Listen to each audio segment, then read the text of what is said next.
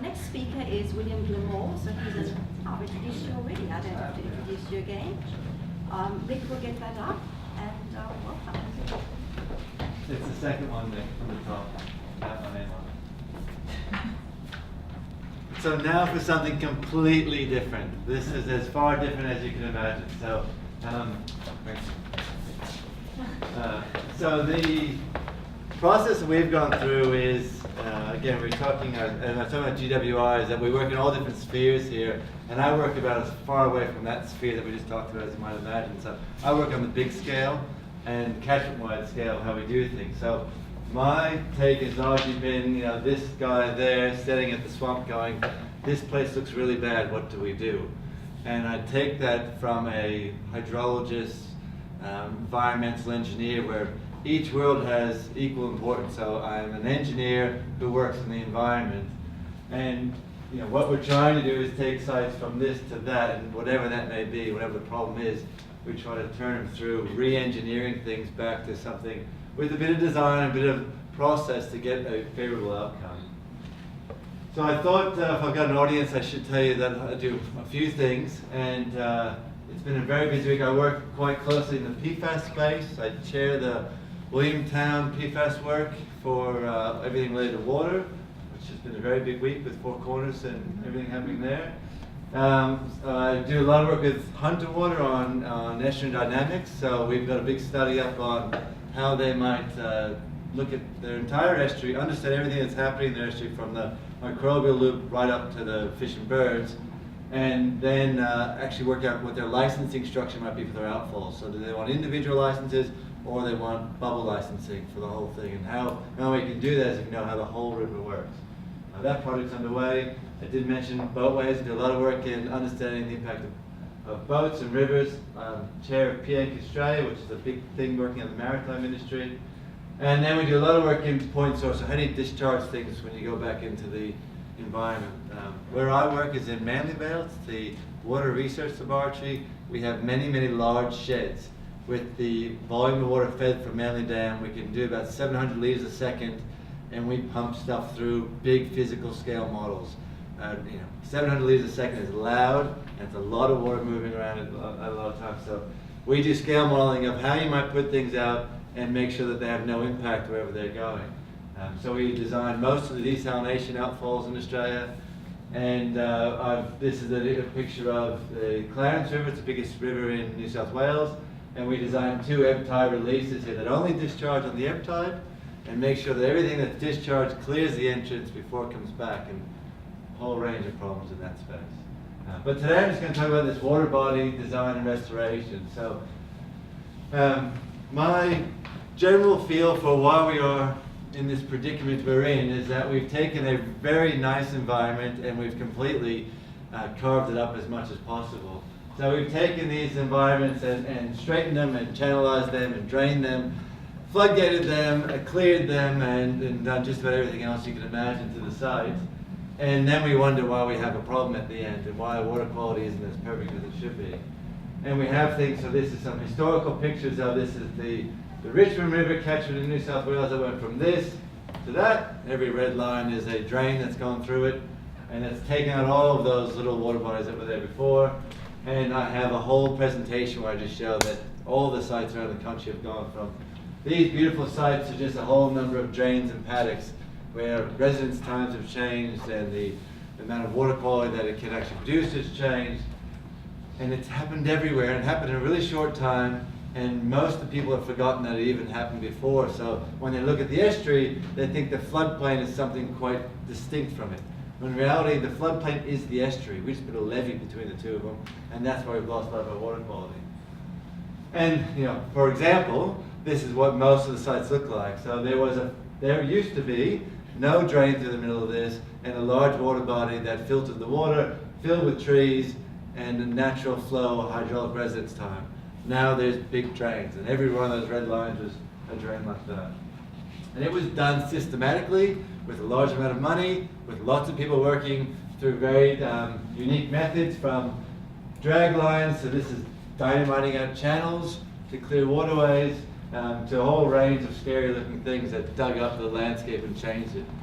And that's led to serious implications. So we have water quality issues across the country in many, many places that were predicted by a few beforehand and have now come to fruition in many, many cases. And slowly we're trying to find few spots and turn back the tide. So this is an article from 1977 about oyster fish kills, and this is the same exact side, an article that I was involved in 2017 saying same thing's happening and we've done very little to fix it. And that's not just individual sites, that's whole ecosystems. So we've had a serious impact on fish habitat, we've had an impact on bird habitat. Largely most of our large floodplains are now, I think Nick mentioned before, there's SDP, where the treatment plant is the largest area for most of the birds. Well, that certainly didn't exist previously. And we got to the point, at least in New South Wales, where most of these systems, the ecosystem themselves are endangered. So all of our salt marsh is endangered and we've lost most of it. So my work has been, how do we fix that? How do we physically reverse some of that, and how do we find out what is the best way of doing it? I'm not saying we're going to do it everywhere, but there are priority spots where we can get in that what we're seeing is 80% of the problem comes from 20% of the landscape. And if we can get in and actually fix up that landscape, we make a huge difference to everything else. So we're taking this landscape and just bringing a little bit back, but it's the key bits that matter.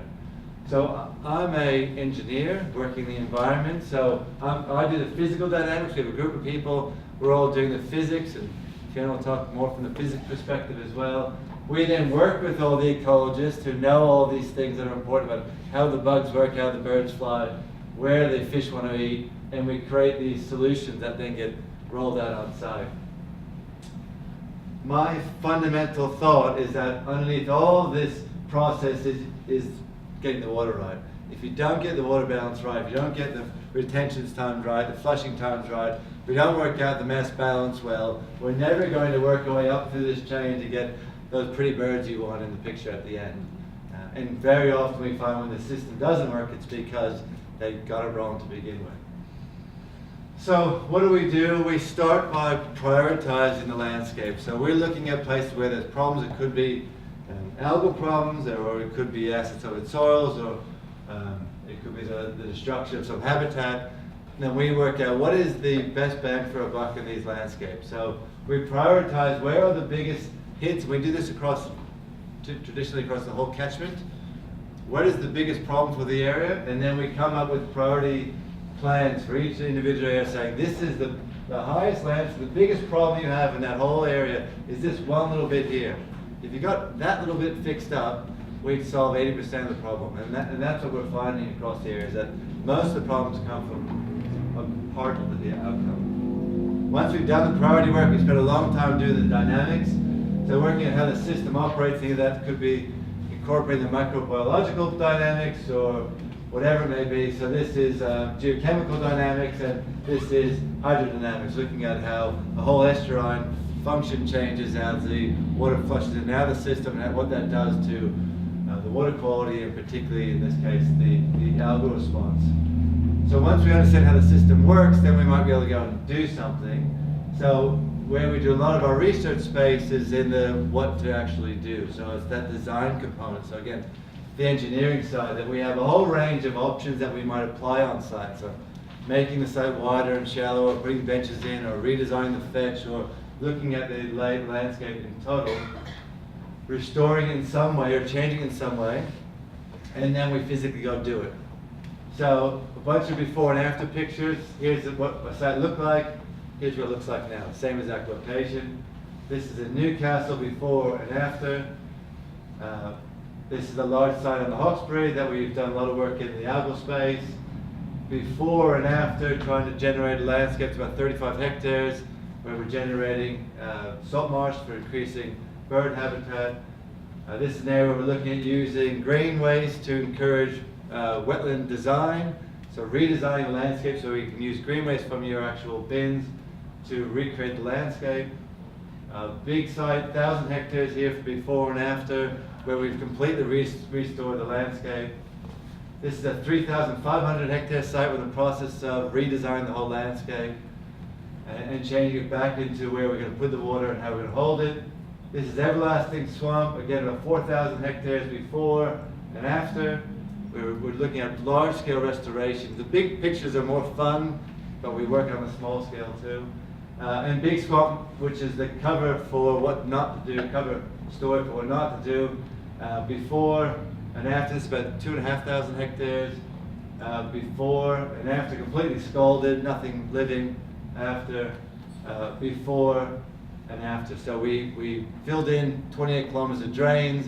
We redesigned a river that's 2 kilometers long, 500 meters wide, and we're redesigning everything with the idea that the fundamental microbial cycles are worked all the way through to the end game and going to work out with the right process. So there's a whole lot of engineering that goes in to get you to that end process. So we're bringing the hydrology and all the downstream considerations and upstream. It's not as simple as just fixing the actual pond. We have to integrate all the eco-hydraulics and look at the values and, of course, on-site management, how you're physically going to manage the site into the future and who's going to own it and what the issues are with there. Taking climate change, which Fiona's going to talk about. So these are hydrodynamic models of climate change with different levels of sea level rise added on to look at what that impact will be to our treatment sites and wetlands. And then we're trying to, in the long term, bring a lot of this knowledge into all the ponds and the guidelines that you have here for what people should be doing to design these sites better. So hopefully when we come back, we can say, if we looked at your sites, we can find constant problems that if we redesign them in this way, we can have a better outcome, and that probably leads directly into Fiona's talk. Okay.